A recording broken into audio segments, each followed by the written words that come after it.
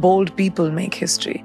So if you want to be the lead actor of your movie, which is your life, you've got to take choices that might be contrary to what you've heard.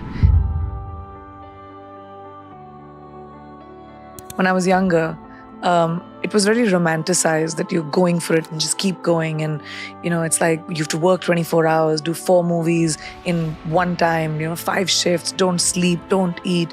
And the more a person does that, the more successful you will be. But as I have seen and lived more life, I've realized having a work-life balance is really important.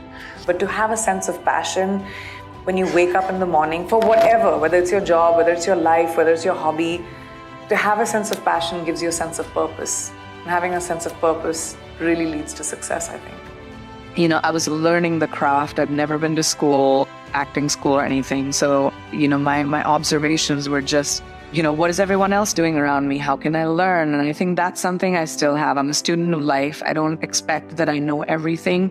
So when I ask for something, it doesn't come from a place of I expect this done. It comes from a place of here's why it needs to be done. Mm-hmm. I come with reason because I don't like being told no to.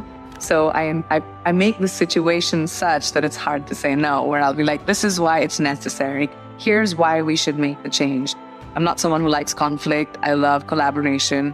I learn, and I tell young girls this, specifically girls, but mostly for young people, confidence it's self-taught. It's not something you're born with. It's not something that you'll always have. There'll be days where you're completely underconfident and don't feel the best. My job, I don't have the luxury, or yours, to be able to go to set and be like, I'm having an underconfident day. We still have to do this. We still have to perform. And I would like to tell my younger 19, 20-year-old self that, life is all hills and valleys. It's never going to be a smooth road. You will have up, you will have down, but when it's down, you will go up. So when you're up, be prepared for a down, and it's okay. Surround yourself by people that prop you up. Surround yourself by people who are genuinely happy for you. Not all the followers, not like the people who, you think are your friends that you may party with, but the ones that pick up your phone call at 2 o'clock in the morning. The one when someone is sick in your family that will sit with you for hours overnight. Those are the ones you collect. Those are the ones you remember, and those are the ones you keep for the rest of your life. That's the biggest riches in the world.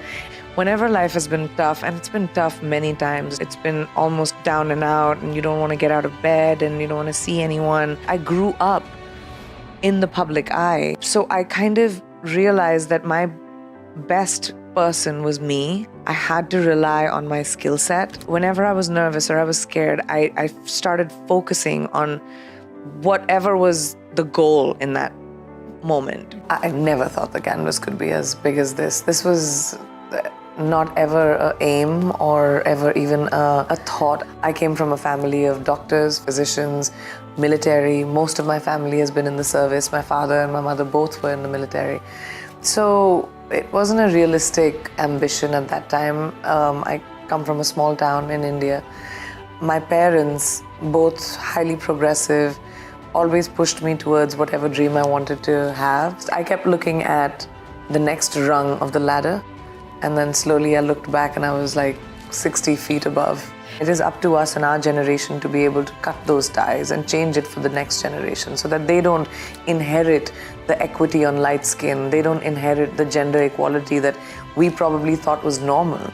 I thought it was completely normal and absolutely okay to sit for hours and hours on set while my male co-actor just took his own time, decided whenever he wanted to show up on set is when we would shoot. It was normal, when fairness commercials came by and it was a really big shiny brand. It was normal for actors, to male and women, to say, oh wow, I have glowy white skin now. There was nothing wrong around it. When I was 21, 22, I did think that I was dark-skinned. I did think that I was not pretty enough. I did think that I would have to work a lot harder, even though I thought I was probably a little bit more talented than my co-actors who were lighter skinned. I thought that was right. I thought that because it was so normalized. So when I was younger, I didn't have the mental equipment to be able to deal with how that made me feel. I felt smaller, I felt invisible, I felt like I didn't deserve to be treated the same way as everyone else because I thought that that's what my reality was. When you fail, whether it's in class or whether it's, in your whatever, like any dent hurts. When you work really hard and you fail, it hurts. And especially in my job, right? Like my job is so inconsistent. Think about it. I don't know where my next check is coming from till I sign my next term. It's so unpredictable that it's not like a 9 to 5. It's not like I get a salary every month. Like think about the basic of that. It's really a simple, terrifying thought. So to build a 22-year career with that kind of inconsistency takes a lot. And I think it's easier for me when I'm more realistic about it. And I'm like, you know what, that didn't work. How can I make it better? I have to know that to be able to be better. I cannot be deluded. I don't like being deluded, and I don't like deluded people. And it's just like, you can never please everyone. And I realized that very early in my career as a public person. When I was younger, in my 20s, I really needed everyone to love me because I was a public person. I was a new entertainer. I was like, why is this person hating me for this reason? Or why is this being written about me for this reason? But I quickly realized when you're a public person, you are consumed by people. You're literally dinner table conversation. I realized that the only way to protect my sanity and myself was to surround myself by people that are genuinely happy for me, that genuinely love and care about me.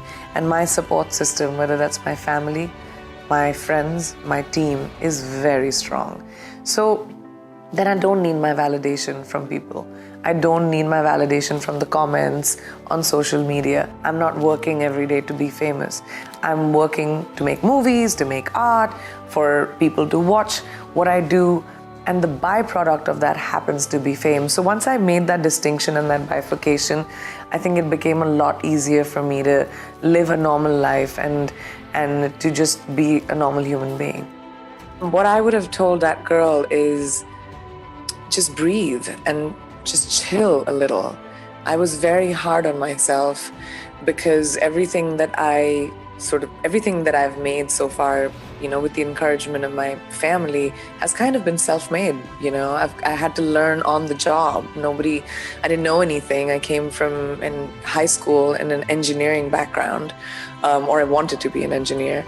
And life just kind of had other plans, and are you going to swim, are you going to sink? And I will always swim.